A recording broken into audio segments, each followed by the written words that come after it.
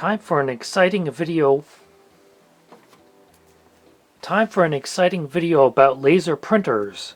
This is a Lexmark E232, which was also sold by Dell. It was introduced in 2003, and you can definitely tell because it's from that awkward period in the mid-2000s when some industrial designer took the phrase "think outside the box" a little bit too literally and decided to make efficient rectangular-shaped objects into bulgy, curved Art Deco weirdness, and it just looks really awkward.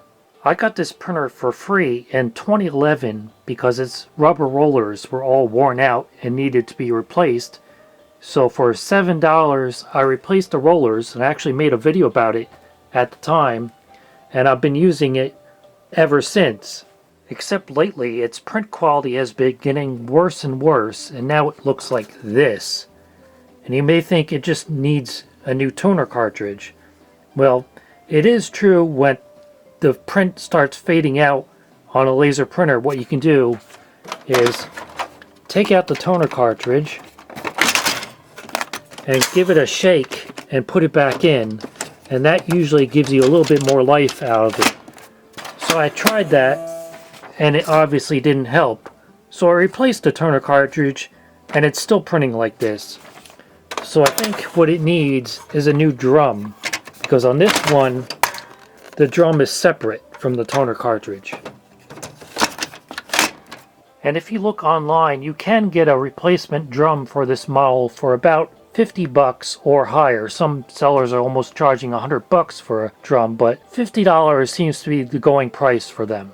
And I would be willing to pay that because one nice thing about this printer is that it's old enough that it still has a parallel port in addition to USB. But instead, I decided to get this little thing, which is still a laser printer, but it's obviously much smaller. You can really see the size difference from the side. Now the compact size of this printer is a little bit deceiving because in order to actually use it, you need to flip down the paper tray and flip out the output tray. Even still, I think that's a much more attractive size for a printer. Plus it's a light color, which I definitely prefer. It's from a brand you probably have never heard of before. Pantom.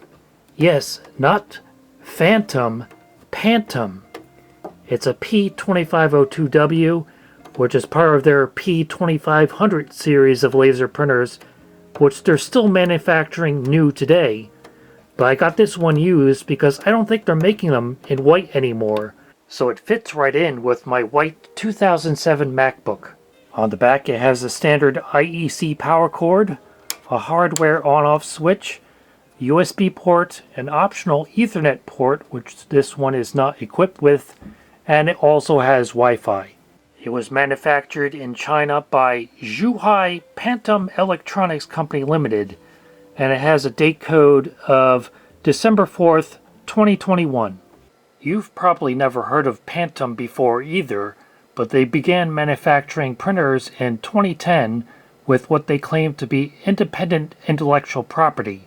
So they didn't copy anybody else's design, they swear. And their Simple and Smart series of mini printers, like the one I have, was introduced in 2014. And ironically, in 2016, they bought out Lexmark. Lexmark is still making laser printers for the business market, thankfully now with a more squared-off design again. While Pantom's printers are aimed at the low end of the market for small and home office use. I plugged it in, now I'll turn it on and see how long it takes to warm up.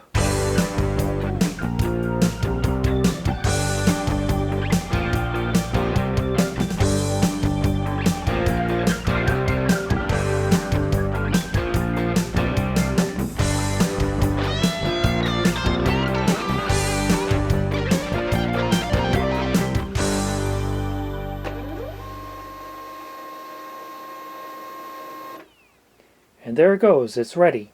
Now I can push the button to get a test print.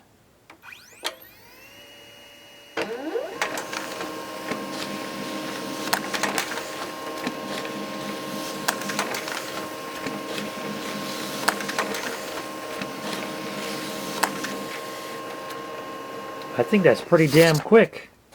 And there you can see Pantom, the new era for printing.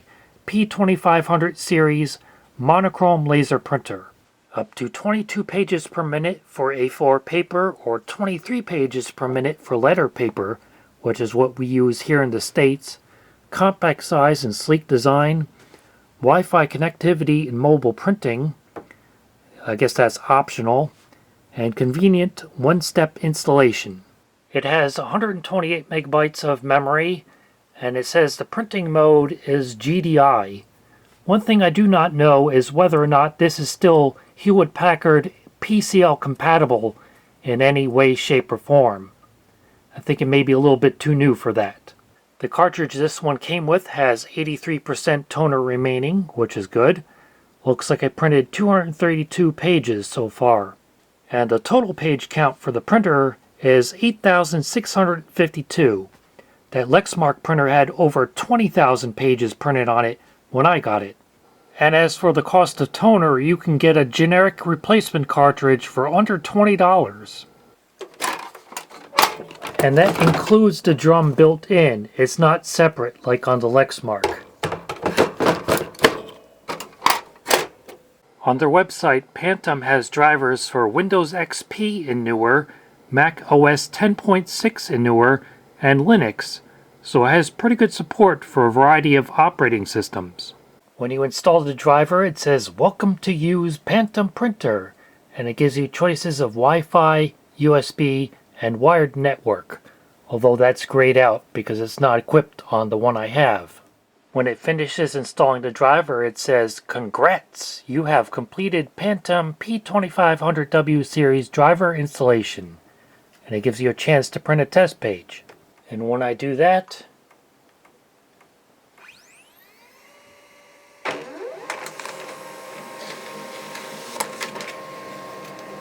no surprise, it works fine.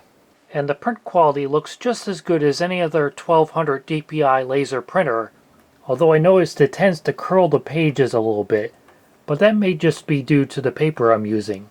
But if you're using an older Mac, even though the Pantom website claims to have drivers for as far back as Mac OS 10.6, if you actually try to install it, the installer says it requires Mac OS 10.9 or later. So I switched to my slightly less ancient 2008 MacBook Pro, which is running macOS El Capitan, and the driver installed without a hitch.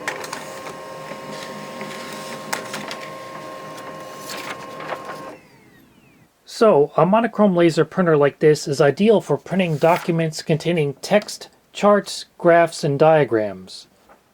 But obviously, not so ideal for printing photos. Even if you're willing to accept them being black and white instead of color, photos on this printer tend to come out dark and grainy, at least on this cheap copy paper.